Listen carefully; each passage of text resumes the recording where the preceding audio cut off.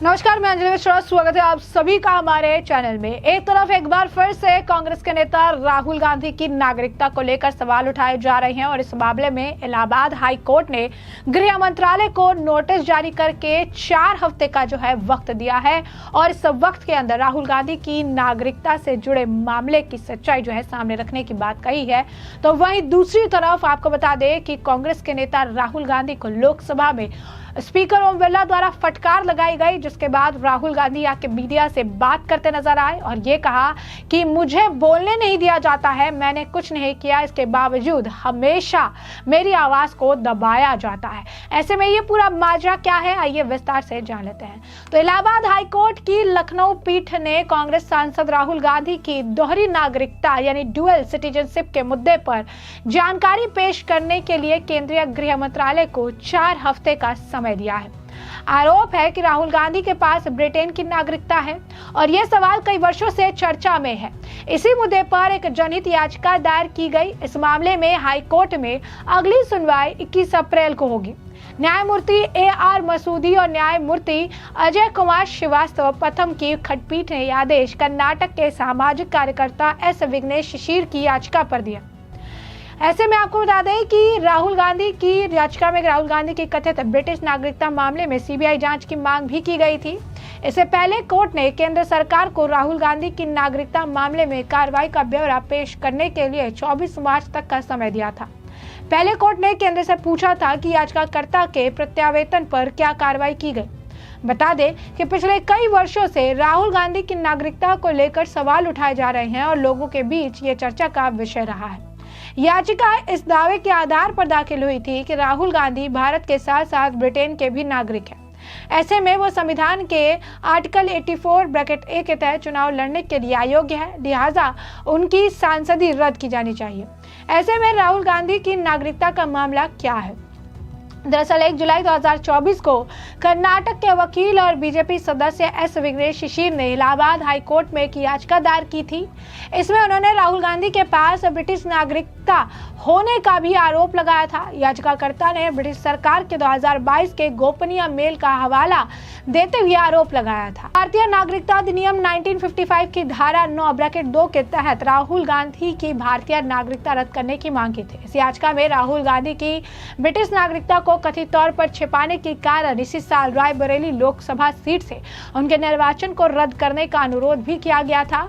याचिकाकर्ता इस मामले को लेकर लगातार जो है बयान देते रहे हैं।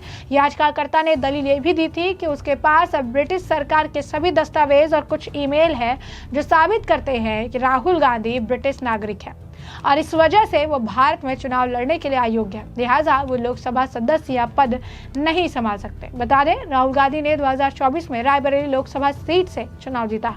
इससे पहले वो अमेठी लोकसभा सीट से चुनाव जीतते आए हैं। हालांकि 2019 के चुनाव में राहुल गांधी अमेठी से चुनाव हार गए थे। तो ऐसे में आपको बता दें कि जिस तरीके से स्थिति है, ऐसे में राहुल गांधी की नागरिकता पर एक बार फिर से खतरा मंडराता नजर आ रहा है, क्योंकि लॉ कहता है कि एक व्यक्ति के पास 2 जगह या 2 अगर आप कहेंगे देश की नागरिकता नहीं हो सकती है। और दूसरी तरफ लोकसभा में नेता विपक्ष राहुल गांधी ने बड़ा आरोप लगाया। उन्होंने कहा कि उन्हें लोकसभा में बोलने नहीं दिया जा रहा। राहुल गांधी ने कहा कि एक का कन्वेंशन है कि नेता प्रतिपक्ष को बोलने दिया जाता है। मैं जब भी खड़ा होता हूं तो मुझे बोलने ही नहीं दिया जाता। मैं नहीं जानता कि सदन किस प्रकार से चल रहा है। क्या कुछ और कहना है कांग्रेस के नेता राहुल गांधी का? एक बार आप खुद सुनिए। So what happened today in the Lok Sabha? The chair said that decorum must be. I don't know what is going on, because after he said that, I said, look, as LOP, let me speak. Let me say what he just ran away. So I don't understand what is going on. This is no way to run the house, frankly. I mean, literally, speaker उठ के मतलब एकदम निकल गए, मुझे मतलब एक शब्द नहीं बोलने दिया, और पहले मेरे बारे में कुछ बोलने हैं, वो भी बिल्कुल पता नहीं क्या बोला, अनसब्सटेंशिएटेड। और फिर मतलब मैं खड़ा हुआ, मैंने कहा कि देखिए मुझे बोलने दीजिए, आपने मेरे बारे में कुछ बोला है, घूम कर चले गए और कोई मतलब अर्जन कर दिया, कोई जरूरत नहीं थी, पता नहीं।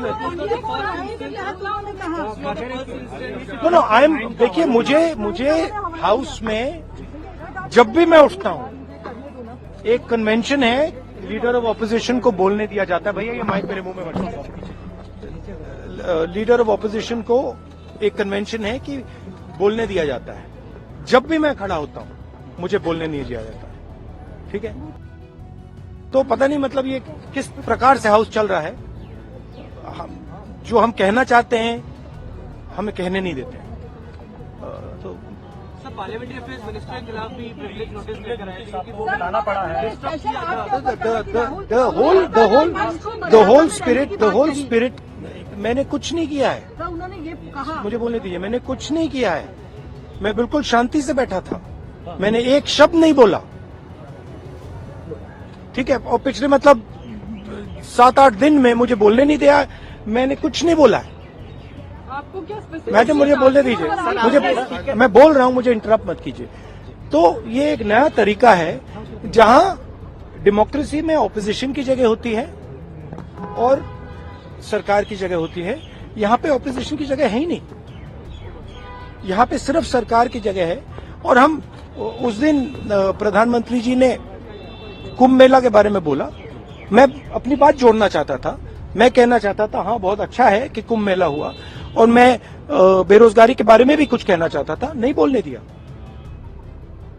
तो अब पता नहीं मतलब स्पीकर की क्या थिंकिंग है, क्या अप्रोच है, बट सच्चाई ये है कि हमें नहीं बोलने दे रहे। और हम हमारी पार्टी विपक्षी मेन पार्टी है, मैं लीडर ऑफ ऑपोजिशन हूं, तो ये बिल्कुल नॉन डेमोक्रेटिक स्टाइल से चलाया जा रहा है। Thank you. जैसा कि आपने सुना कि राहुल गांधी ने यहाँ पर कहा कि यहाँ हम जो कहना चाहते हैं हमें कहने नहीं दिया जाता। मैंने कुछ नहीं किया, मैं बिल्कुल शांति से बैठा था। लोकतंत्र में सरकार और विपक्ष की जगह होती है, लेकिन यहाँ विपक्ष की कोई जगह नहीं है, यहाँ केवल सरकार की जगह है। उस दिन प्रधानमंत्री नरेंद्र मोदी ने कुंभ मेले के बारे में बोला, जिससे मैं अपनी बात जोड़ना चाहता था।